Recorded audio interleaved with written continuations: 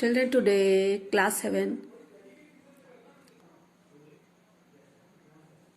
Today, I am going to start a new topic of EVS, that is water, a precious resource.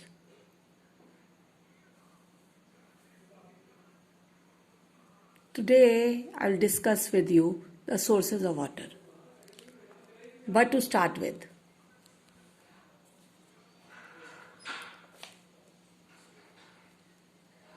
as it is, water is a precious resource.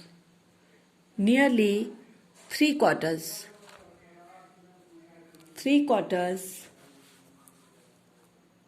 of Earth's surface is covered with water. Without it, life would be impossible. It is one of the most common and necessary component of all the substance.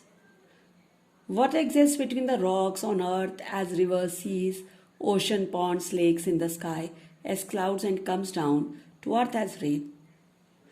So we are completely surrounded by water. All living matter contain water. Animals as well as plants need water to survive and grow. Life is thought to be originated in the ocean due to reaction between organic and inorganic substances.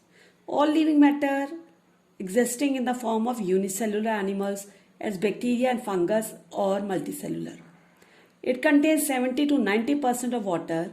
Most of the life process in organism takes place using water as a medium, like circulation of food, excretion of waste, production of food, germination of seeds, and growth of plant. Today we will discuss about the sources of water. The various sources of water are ocean and seas, groundwater, underground water. Underground water is divided into well water and spring water. Surface water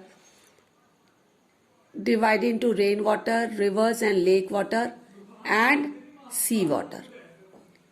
Now, when we talk about ocean and seas, they are the largest source of water on earth, but it cannot be used for agriculture because of the large amount of salt which is present in it. Groundwater, it is a rainwater that seeps through the soil and collects over non-porous rocks and forms the groundwater. Water table is the level of groundwater below the surface of earth at any given place. Underground water, the water above the rock and below the surface of earth, is called underground water. It is filtered naturally and does not contain impurities. It is of two types, well water and spring water. Surface water, it is a rainwater that runs off the surface of earth. It takes the shape of rivers, lakes, ponds, canals, and springs. It is of three types, rainwater, rivers and lake water, and sea water. Rainwater is the purest form of water. It does not contain any impurities. Now, river and lake water. Snow on the mountains melts it from water which goes down to the hills, from where it finally reaches the river and lakes. Sea water, water from rivers and lakes, goes finally into the biggest reservoir of water.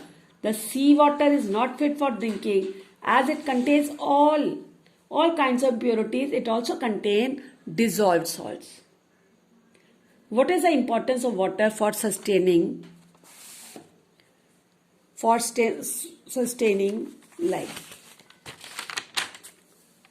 Now please, life in water, animals and plants. Different creatures